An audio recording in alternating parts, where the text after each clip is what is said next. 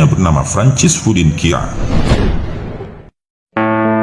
Suatu hari di bulan Desember 1993, tangis bayi membahagiakan keluarga itu.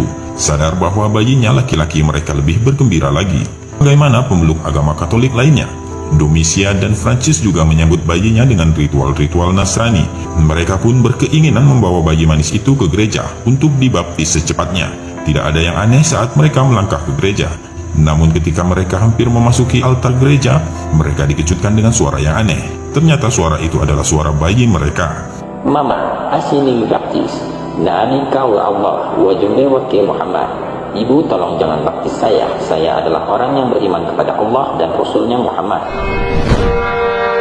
Mendengar itu, Domitia dan Francis gemetar. Keringat dingin bercucuran. Setelah beradu pandang dan sedikit berbincang, mereka memutuskan untuk membawa kembali bayinya pulang. Tidak jadi untuk membaptisnya. Ayah dan ibunya, Domitia dan Francis, bingung. Kemudian didatangkan seorang pendeta untuk berbicara kepada bayinya itu. Sang pendeta bertanya, "Are you Yesus? Apakah kamu Yesus?" "Tidak, aku bukan Yesus. Aku diciptakan oleh Tuhan, Tuhan yang sama dengan yang menciptakan Yesus." Awal Maret 1994, ketika usianya melewati 2 bulan, bayi itu selalu menangis ketika hendak disusui ibunya. Domitia merasa bingung dan khawatir bayinya kurang gizi jika tidak mau minum ASI, tetapi diagnosa dokter menyatakan ia sehat. Usianya yang baru 4 bulan memulai mengeluarkan lafal-lafal aneh. Beberapa tetangga serta keluarga Domitia dan Francis terheran-heran melihat bayi itu berbicara. Orang-orang yang takjub menimbulkan kegaduhan sementara, namun kemudian mereka diam dalam keheningan. Sayangnya waktu itu mereka tidak mengetahui bahwa yang dibaca Quran surah Al-Baqarah ayat 54.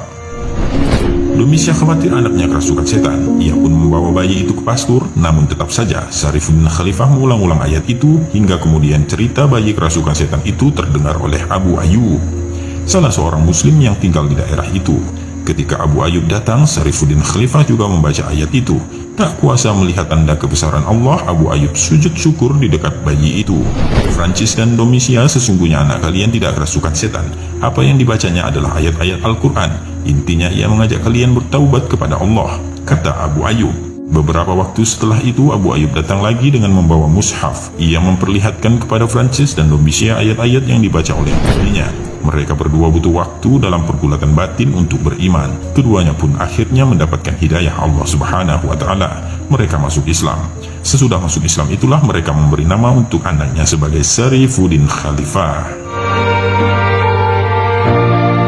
Keajaiban berikutnya muncul pada usia 1,5 tahun. Ketika itu Syarifuddin Khalifah mampu melakukan sholat serta menghafal Al-Quran dan Bible. Lalu pada usia 4-5 tahun ia menguasai 5 bahasa. Atina fi dunia hasanah wa fil akhirati hasanah wa qina adzabannar wa adzabaddin wa adzabal qabr wa adzabad dunya. Usia itu Syarifuddin Khalifah mulai melakukan syafari dakwah ke berbagai penjuru Tanzania hingga ke luar negeri. Hasilnya lebih dari 1.000 orang masuk Islam. Kisah nyata Syarifuddin mengislamkan ribuan orang ini terjadi di distrik Pumwani, Kenya, tahun 1998.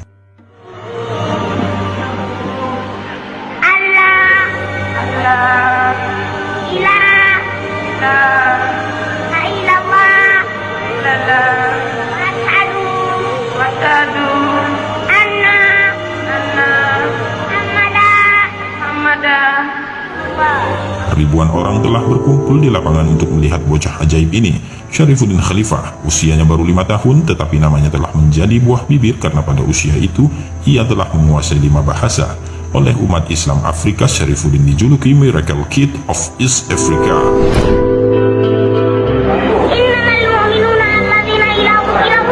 Perjalanannya ke Kenya saat itu merupakan bagian dari rangkaian syafari dakwah ke luar negeri.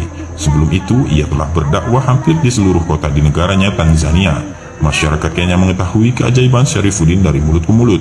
Beberapa waktu kemudian, sei kecil yang mereka nantikan akhirnya tiba. Ia datang dengan pengawalan ketat layaknya seorang presiden. Ribuan orang yang menanti Syarifuddin Khalifah rupanya bukan hanya orang Muslim. Tak sedikit orang-orang Kristen yang ikut hadir karena rasa penasaran mereka. Mungkin juga karena mereka mendengar bahwa bocah ajaib itu dilahirkan dari keluarga Katolik, tetapi hafal Al-Quran pada usia 1,5 tahun. Mereka ingin melihat Syarifuddin khalifah secara langsung. Wajar jika anak kecil itu memiliki wajah yang manis, tetapi bukan hanya manis. Ada kewibawaan dan ketenangan yang membuat orang-orang Kenya takjub dengannya, mengalahkan kedewasaan orang-orang dewasa. Bahasa Arabnya yang sangat fasih diakui oleh para ulama yang hadir pada kesempatan itu. Hadirin benar-benar takjub, bukan hanya kagum dengan kemampuan berceramah, tetapi juga dengan isi ceramahnya yang membuka mata hati orang-orang Kristen yang hadir pada saat itu. Ada seberkas cahaya hidayah yang masuk dan menyelusup ke jantung nurani mereka. Selain pandai menggunakan ayat-ayat Al-Quran, sesekali Syarifuddin juga mengutip kitab suci agama lain, membuat pendengarnya terbawa untuk memeriksa kembali kebenaran teks ajaran dan keyakinannya selama ini. Begitu ceramah usai, orang-orang Kristen mengajak dialog bocah ajaib itu. Syarifuddin melayani mereka dengan baik. Mereka bertanya tentang Islam, Kristen, dan kitab-kitab terdahulu. Sang syekh kecil mampu memberikan jawaban yang memuaskan. Dan itulah momen-momen hidayah. Ratusan pemeluk Kristiani yang telah berkumpul di sekitar Syarifuddin mengucapkan syahadat. Jika dijumlah melalui dakwah Syarifuddin Khalifah, ribuan orang telah masuk Islam. Ajaibnya itu terjadi ketika usia syekh kecil itu masih 5 tahun.